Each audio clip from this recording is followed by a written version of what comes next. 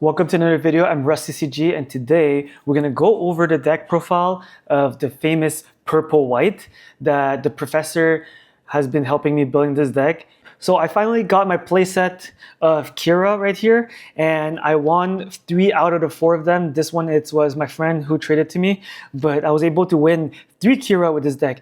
I think this Newtype challenge was one of the hardest Newtype challenge because everybody was try hard. Everybody wants the freedom. This is the most exciting prize in all 4 latest Newtype challenge. Everybody want a freedom. Everybody want a Kira. So everybody's playing aggro. Like everybody's playing blue perp. So I refused to play blue perp. So I took the hard way, but I still managed to get my Kira. I'm happy with it. I didn't get my freedom, so most likely I need to buy it, and it is what it is. Just on a side note, this deck got inspired from the Newtype challenge in Japan. So we have been taking the deck and testing it, change it in the way that we like it. And today I'm gonna break down each card that was in this deck, and also the hand you mulligan for, and also what's the best curve in order to play this deck, going first or going second. If you guys haven't watched the video of me finishing second at the Newtype challenge and the one that I top 12 in the 95 people, please go watch. The link is in the description, and come back to this video to go deeper into explaining each card, why I'm playing this card. And if you guys want to go more in depth, I might potentially make a Metafy guide for playing purple white. So some of you guys might say, oh, this is not a mono purple. I consider this deck has a mono purple, especially I'm only splashing 3 white cards in it. So it most likely a mono purple. This is more like a basic video going over the deck profile, but if you guys are interested in more in depth, you guys should just check out the Metafy into the description below. So first of all, this deck is actually a lot of 1-for-1 trades. So this deck has a total of 28 pings, so 28 damage. So if you count for an average of like 3 to 4 HP per unit, you can potentially kill 9 cards for free. So you're getting a lot of insane card advantage in this deck. So not only you doing trade 1-for-1, so in total there's 33 units. So if you're trading 33 units for 33 cards, if you're doing good trades, plus 9, so this deck actually gives you card advantage against your opponent if you can trade about 40 for 40. So most likely you're just blowing up the whole board. You have card advantage, you're drawing, and plus you're hitting for shield. So this deck is actually very, very broken. So about 72% of you guys are watching my videos but not subscribed to the channel. It will mean a lot to me if you guys just smash the subscribe button, like this video, and drop a comment into below in order to tell me what you enjoy watching, if you like this type of content or not, or what type of content I should include in the upcoming videos. So right now let's dive into the deck list. You guys have been asking a lot about when we're gonna see the deck list, so here's the deck list. So I'm playing 4 Grace Custom. Grace Custom, it's an insane card. At first I was playing my red purple, and red purple, it's a lot of highly command cards early game, turn 2, turn 3. But I feel that red purple is missing a lot of units to put additional pressure to be offensive, and instead of only playing defensive, because red, when you don't have any units, you're playing a lot of defensive cards. So you just keep actually just waiting for your opponent to do something. If your opponent is not playing anything turn 2, turn 3, you're stuck with your command and doing nothing against your opponent. And you guys gonna see in my gameplay, if you guys haven't watched the gameplay on my 95 people, I play against, I think, 2 red player, and they were just waiting for me to drop something. If I don't drop something, they're just stuck with extra cards in their hand and doing nothing and just waiting for me to swing. So having this extra pressure, that's actually a good 1-for-1. You can hit for shield, you can hit for base, you can forcing your opponent to play close combat to kill this on turn 2. So it's an early removal that you want your opponent to drop their cards, so they don't have like a hand of like 5 to 8 cards by turn 4, turn 5. So this is actually a very good unit. This is an extra target for your Lupus in the end game that you maybe like ditching it with the Ryusego, or you ditching it with a new form. So it's a very good winning 1-drop Tekadan. And over here, for sure, if you're playing purple, you need to play first form. You never play this early if you're playing against another ping deck, blue perp, or any anything that's removal like a red, because most likely this card won't stay for over a turn. You drop it, you pass, they're gonna just close combat and kill it. So you won't have any pluses with this card. So you try to not have this early game unless if you have Mikazuki. So turn 4, you drop this if you're going second. Turn 3, you can drop this, Mika, swing for shield, pop shield, and draw a card. But most likely I'm not gonna even play this very early, because this most likely is gonna die without a blockers or something to protect this card from dying. So I will go more in depth about this card. So this Hyakurin is a purple Rizal. I love Rizal 4-3. It's a threat against Alfred. So this is the biggest Alfred nightmare. So when you see your opponent dropping Alfred, you drop a Hyakurin, and most likely this is a free base or a free shield for you, because most likely they're not going to block anything with a Hyakurin. So, and you force your opponent to play a Zord, or you force your opponent to play Rick Diaz. So it's a 1-for-1 for Rick Diaz or Zord. So most likely I don't care. It got cost 2 for a 2. So most likely if you swing, you don't drop anything. Your next turn you go on turn 4, you just swing with this, hoping they're gonna block with their Zord or even trade with a Rick Diaz. And most likely they're not gonna block with Alfred. So it's insane card. I'm playing 3 Ryuseigo. So like I said, Ryuseigo, you ping himself and you draw a card, discard a card. You can even like mill extra cards, like something that you don't need. So if you know that your opponent is playing blocker, you drop a Ryuseigo, and you know that this is a dead card in your hand. You won't need this until you have 10 cards in your trash. So this is a dead card in your card. You can just discard this. You draw a card, you discard, you go look at determination. Or in case if you need, like let's say, extra unit, you know that you have a Lupus in hand, that you need to drop something that you know that you don't need, which is maybe like, I don't know, like any dead cards in your hand, like maybe even drop a new form to refresh your hand, to mill, to go for add extra pressure, because you need a lot of units early game. So this can be potentially like a 4-1 if you have, like let's say Isaribi, you just put Isaribi, you ping himself, you tap, this become a 4. So you swing this, and while your opponent having Alfred, most likely they're not blocking with Alfred because they don't want to lose an Alfred to Ryuseigo. So this become a 4-1, and it's just insane, and it allows your opponent to, you're just allowing a free shield. You try to take as much advantage with this card early as possible. You're forcing your opponent to trade into this, and or like block it or something like that. This is like a 1-for-1 insane value. You try to get as many 1-for-1 early game. And adapt. Like I don't have to say much about adapt. Adapt, it's one of the best pinging units in this deck. It's a 2-4. If you ping himself, it's a 2-3. And if you swing with this, most likely like it's a trade value. So if you're playing against a mirror or you're playing against another blue perp, this allow you to just ping something, trade into another Winnie, and just get as much value. This might be a 2-for-1 most of the time because of the high HP. So most likely you're gonna ping, let's say a Ryuseigo, you're gonna ping your first form if you drop your first form early, or you can even just potentially ping your Hyakurin, because most likely your Hyakurin might die into another trades. So you try to have less damage possible. This might kill 2 Winnies, or this can trade into like anything. You pump it with Isaribi, this can become like a 4-3 or like a 4-2. You can like same thing what Hyakurin is doing, and a lot of value with that. This is a very MVP, because a lot of people doesn't read cards. When you drop this, they think that this is actually adapt, but it's not adapt, but it looks like an adapt. So that's why I like the premium Bandai version, because people get confused. They're not certain if this is an adapt or not. And if they just don't pay attention, this will become potentially a 4-3, potentially like a Hyakurin. If you pump this with Isarabi, this will become a 6-3. So it's actually a big unit, and if you link this with Mikazuki, you'll become potentially 8-3, so or 8-4, depending on how much damage you have on it. This can trade into potentially Wing 0 or like a big unit. If you swing with this, your opponent has like a freedom, you have like a big blocker, or even a mirror into a Z-Hard Rebake Gujin.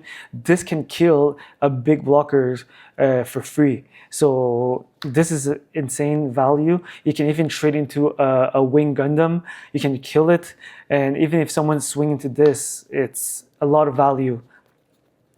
I'm playing 4 Gujin. Gujin is an MVP because Gujin link with any unit without any damage. Your opponent cannot tap it with Amuro Gundam. So even if Amuro, they put Amuro and say, oh, I want to tap it. No, because this has potentially 6 HP. If you link it with a Mikazuki or you link it with Z-Heart, you can have 7 HP on this. So this, it's a standing blockers that cannot be blocked, cannot be tapped, cannot be rested. It's extremely hard to remove the Gujin. And most of the Gujin you're going to give you can potentially block a unit, swing it back into another unit, and next turn it still survive and you can still swing it again. So a Gujin might give you a 3 or 4 for 2. Basically, if you have a paired unit, a paired pilot with Gujin. So Gujin is insane value. I'm only playing 2 4th form because 4th form you don't want to draw it early. This only serve you want it like late game, like turn 7, turn 8, turn 9 to just finish off. You just force the opponent to block it because if they don't block it or they don't play blockers, this is an easy 2 shield. It's a finisher. So if, for example, if you go extremely wide and your opponent has blockers, you swing with your small weenies, hoping your opponent is going to block it, and after that you just drop Barbados Force Form. You ping one of your units get a +1. If you, for example, you ping a 2nd form, it will go to potentially 5-3, and this can allow you to break a base with this, and after that you swing with the Barbados Force Form paired with the Mika. That will be potentially a 2 shields for you, but you don't want to draw it early. That's why I only played 2 copies. Before I was playing 1 copy, but I was having a hard time to draw into that card, so that's why I'm adding a 2nd one. Sometimes it's stuck in the shield, so you just want a 2 copy just to be safe. Since recently, I hate playing at 1 copy because 1 copy, if it's not a burst, most likely if it's in the shield, you lose that card. So for example, like sometimes you just need to win the game with this and you're hoping to draw it and it's stuck in the shield, it's sad because you would never see it again if someone hit the shield and you don't get it from the base or something like that. I'm playing 2 copy of Rebig, same reason as the 4th form. I'm playing 2 copy because I'm making sure that at least I draw into it. And this is actually better than DO. A lot of you guys asking me why I don't play blue-white DO. It's good, blue-white DO, if you don't set up properly and your opponent just remove your board, keep removing your repair unit, it's just sad because like you have DO, but you cannot benefit from DO and you cannot get much value from it. But playing this, it's almost like a DO. It allows you to tap all the blockers level 4 or lower and allow you to swing with your other units, because if you go extremely wide turn 6, you can actually win turn 6 with this because you're just going to put a Gujin Rebig, you put a Mikazuki under it, that's 6 cost, and allowing you to rest 1 blocker and swing everything for game. It's just insane. Or this can be your turn 8, because your turn 8, you're going to play, let's say, a new form, allowing you to draw, and you still have 5 mana left. You just drop this, and you're using your Lupus to ping everything, and after that you swing. And next turn, if you open and drop blockers on your turn, going on turn 9, you can just drop adapt Mika, adapt Mika, or adapt Gujin, and you swing for game. So this is just insane on curve on everything. So your best card of the deck, the next one, I play 4 Lupus. So Lupus in total, you have a total of 32 units in your deck, so you can actually ping for 30 targets. So 30 targets divided by 3, so that you have 10 times 2 pings. So you're pinging for 20 damage in total from your Lupus. So the Lupus is just insane because you allow you to remove the whole board at turn 7. It's almost like a wing 0, but a turn earlier, costing you 6 instead of costing you 8. So you can link Mikazuki with a Lupus, so that can automatically by turn 7 you're most likely going to have about 6 to 9 units. So that's giving you a total of 6 ping plus an extra ping from the Mika if you have a Mika link paired link with this unit. So you can actually blow up DO. So if you drop this turn 7 and your opponent did a loop DO on you, this giving you 6 damage plus 1 Mika. So that's a total of 7 damage. and that's just blow up a DO, and you swing. Most likely the turn before, if they drop DO, it means that they swing with the Masala. So this can actually just, the Masala is tapped, so you just blew up the DO, and this swing for life. And if they have another Masala, they have another, like, let's say DO, they're gonna link it again and swing. But what, they're not gonna trade into Lupus, but they must trade into it. So most likely they're gonna use the Lupus. They use the Masala to trade into the Lupus. So they have a standing DO doing nothing. And the next turn, if you have another one, you can just drop another one, swing for kill it, or you can potentially just drop a Gundam Barbados. They have no more blockers. They have no more nothing. So you can just swing for 2 shield. Most likely you're gonna you go for life, you go for game, and you don't care because all units are tapped. So next turn they're gonna force themselves to trade into your units. They're gonna wipe your board, but you went for shield. So this deck, you always go for life. So if you watch my game 6th at my 95 people Newtype challenge, the game that I lost against the guy that played DO, it was because I was too focused on trading his board instead of going for life. So I should have just go swing for life every single turn. I think I would have won the game. So that's just biggest mistake I misplayed on that game. And I most likely could have won top 3 because he finished it second at the Newtype challenge, so he got his freedom. And if I beat him on that game, I would have won my freedom. So it's sad, but I misplayed. I learned from mistake. I didn't play against a lot of blue-white, but I know how blue-white work because I've been playing over 3 weeks with the blue-white DO, and I am a blue-white player. GDO 1, GDO 2, and even early GDO 3. So I know how it works, but I didn't play that much on that week. So it's my fault. So Mikazuki have a total of 18 link in this deck, so it's insane. I don't think there's any other deck that has 18 link. So you can even link Mikazuki with Ryusei Go and swing for game. If that's your opponent has no blockers, no units, nothing, and you swing for life, and that's the only thing you're missing, you have just a Ryusei Go link with Mikazuki, swing for game. That's just insane. So Mika giving you the extra ping. So in a total of your deck, you have 28 pings, plus Mikazuki, you have 32 pings. So that's 32 damage in total. I don't think there's any deck that giving 32 damage in total. So 32 damage, like I said, you can almost kill about 10 cards if you on average 2 to 4 HP per cards, and you ping 28 damage on that. That's almost potentially like a 10 free cards to ping.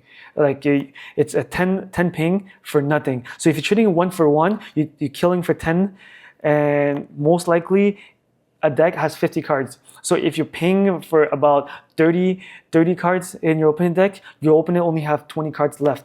And minus the pilots, let's say they have, 8, they're playing 10 pilots, they have 10 cards left. So this deck is extremely broken. So I hope you guys do the math. And I will have a Metafy guide if you guys want to click on the link. I'm most likely going to be ready by the time you're watching this video. The Metafy guide will go break down on what to mulligan for, what to draw, what to keep, and going first, what's a good hand going first, what's a good hand going second.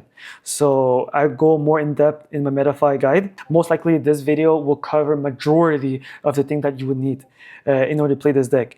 I'm playing 3 Z-Hard. Like I mentioned earlier, Z-Hard with Gujin Rebake, it's insane because it's a 5/7. 5/7, most likely this unit will never get rested by Gundam Admiral, and you cannot bounce it with L-Strike. So if you have a Gujin Rebake link with a Z-Hard, your opponent most likely cannot do anything about this unit. Is just so big, and even if you put a Z-Hard on a Hyakuren, you put a Z-Hard on a second form, so having a 6/5 unit, it's just so hard to remove. Like this, just gonna keep swinging into base every single turn. It's a guaranteed kill. And a Z-Hard with this plus pumping it with Isaribi, that's a 8/4. 8/4 or maybe potentially like 8/5 if they have only 1 damage on it. So, and even putting adapt with a Z-Hard, that's a 4/5. So it's just so hard to kill it. It's the same thing as a Dynamis almost. I'm playing 3 Look of Determination. Like I mentioned earlier, you can ditch the Look of Determination with Ryusei Go if it's an early game and your opponent doesn't have any level 2 or less. So this can be a dead card in your hand until you have 10 cards in your trash. If you have about like 7 to 8 cards in your trash, you hold it because this can kill a Gundam Admiral Link because it's a level 4 or less. And if it's early game, if you have a lot of cards in your trash, this is going to be an insane value for you because this can be a 1 for 2, especially if your opponent has a Launcher Strike, a Gundam Admiral, any Link pair. For example, even if they have, let's say, a Zord, they have an Admiral on a Zord, you can just kill it with this. So it's just insane value. And a lot of people asking me why I play Fatal Strike, play Look at Determination instead of a Fatal Strike, because Fatal Strike, it's a dead card if your opponent is not playing any low level, especially if you play against a red deck, they have nothing for you to kill with Fatal Strike. So it's just sad that Fatal Strike is a dead card in your hand. Instead, you play Look at Determination, it can be a late game killer. So you guys need to be careful with this. This is an action. It's not a main action, it's just an action. So you can only play it when you're attacking your opponent, but after your opponent decides if they block or not. So if your opponent is not blocking, you can just play a Look at Determination on your turn, or you can play after their first swing on your opponent's turn. So you cannot play it before, or you can play the end phase. You can action end phase. It's actually a very insane card. So if your opponent just drops something and not attacking with it, you just play Look at Determination, you just kill it. I'm playing a new sign. At first, I was testing Overflow Affection instead of a new sign. I feel like in this deck, you don't have any space.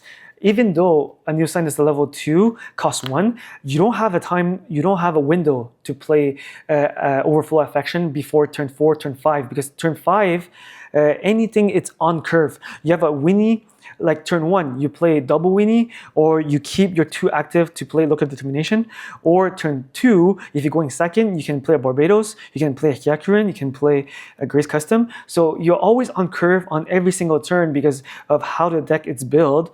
You always play on curve. And even turn 1, you can drop 2 Winnies. If you're going first, you can drop 2 Winnies, and on turn 2, you can drop a first form, a 2-drop plus a 1-drop, and turn 4, you can drop 2 2-drops or a 2-drop with 2 Winnies, or you drop Barbados plus a 1-drop plus a base. So most likely, you're not gonna play any overflow by, let's say, turn 5, turn 6, turn 7. So that defeats the purpose of playing overflow. And if you playing into late games, you can play a turn 7 if you don't have a Lupus. If you're setting up for a Lupus for next turn because you don't have anything to ping, on your turn, let's say turn 7, you can play Barbados with Gujin Rebake with a new form. You draw, hoping that you draw your Gujin, or you can draw your Lupus, or you're setting up for your Rebake. So turn 8, you can play Rebake, a new form, or you can play Gujin Zihard, a new form. A new sign. That's a total 8. And also you can do Barbados, Mika, a new sign to draw into your cards that you need for Lupus, or you can go for potentially Mika adapt, a new sign draw you into extra Winnies. You go extremely wide if your opponent has blockers, and you drop Lupus turn 8, and that's just blowing up all the blockers. You swing for game, or you're just gonna put extra pressure, and Lupus just your finisher. So a new sign, it's actually better than Overflow Affection, but a lot of people arguing where they want to play Overflow Affection instead. So it's just depending on your personal preference. In Japan, they have a huge debate between playing Overflow Affection or playing a new sign. So it's just personal decision. And the last 4 cards will be Isaribi. The last 4 cards will be Isaribi. A lot of people underestimating this over the Vulture base. The Vulture base allowing you to mill 2 cards, but I feel Isaribi allowing you to pump Barbados, pump Ryusego, Hyakurin, Barbados, even Grace Custom. Grace Custom, if you put a Grace Custom 2, ping a Grace Custom 1, and you pump this for 2, you can actually swing the EX base and pop it because it become a 4, and most likely your opponent is not gonna block with Alfred, and they're gonna use Alfred to swing back into the Grace Custom, and on your next turn, you're just gonna use adapt Mika, ping it, kill the Alfred, or even just kill. On your next turn, you're potentially gonna kill a Zord and just keep swinging for life. You don't care because you open it next turn. They're just gonna use the Alfred to kill something else. So you want to swing for life at all time. So technically, right here we have this is the deck list. So right now, I'm gonna just go over the deck if you should go first or go second. So most likely, I think 70% of the time, you're gonna go first. The reason why is because when you're open to win a dice roll, if they're not playing aggro or they're not playing red, most likely they're gonna go second. So any blue deck might go second. Maybe potentially there's a rise in popularity that green, white, like to go first, but I think there's a decline in green-white, less and less people playing green-white, but most likely green-white is a 50-50, so that's why I'm saying potentially 70%, even if you lose a dice roll, you're gonna go first. So this deck, it's extremely strong going first because you're gonna be on curve every single turn. So if you're going first, let me clean up a little bit over here.